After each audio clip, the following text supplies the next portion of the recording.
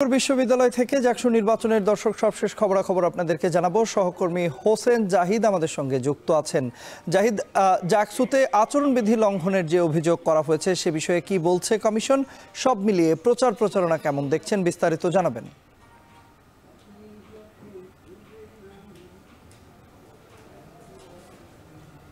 তন্ময়, আজকে যে সূর্যের প্রখর তাপ, সে তাপ মূলত হার মানিয়েছে এই যে নির্বাচনী প্রচারণা তাকে।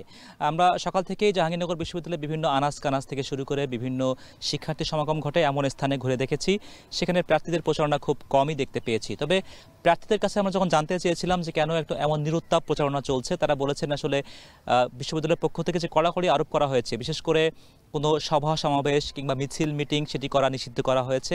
এর পাশাপাশি একসঙ্গে 25 জনের বেশি শিক্ষার্থী কিন্তু সমাগম ঘটানো যাচ্ছে না।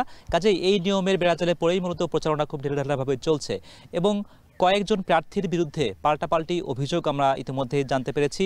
যেমন অতিরিক্ত টাকা ঢালার যে প্রবণতা, তেমন অভিযোগ কিন্তু এসেছে। তবে বিশ্ববিদ্যালয়ের যে নির্বাচন কমিশন, জাকসু নির্বাচন কমিশন, তারা বলছেন এই সকল অভিযোগগুলো তারা আমলে নেবেন, কিন্তু কখন যে আসলে এই পদক্ষেপটি নেওয়া হবে এবং এখনও কেন নেওয়া হয়নি সেই বিষয়ে আক্ষেপটা আমরা পাল্টা আবার প্রার্থীদের পক্ষ থেকে পেয়েছি। এর পাশাপাশি আজ সকাল থেকেই মূলত দেখেছি জাহাঙ্গীরনগর বিশ্ববিদ্যালয়ের একটি বাম সমর্থিত যে প্যানেল আছে তারা অভিযোগ করছিলেন যে তাদেরকে সাইবার বুলিং করা হচ্ছে এবং বিশেষ করে তারা অভিযোগের তীর মূলত ছিল ছাত্র শিবিরের বিরুদ্ধে।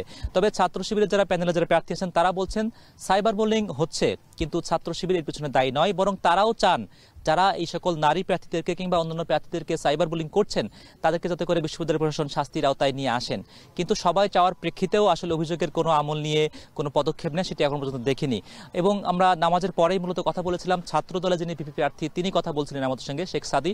তিনি বলছিলেন আসলে ডোপ টেস্টের মতো গুরুত্বপূর্ণ একটি বিষয় যেটি জাকসু নির্বাচনে প্রয়োগ করা হবে, সেটি কেন আসলে নির্বাচনের ঠিক আগ মুহূর্তে এসে সিদ্ধান্ত নেওয়া হলো?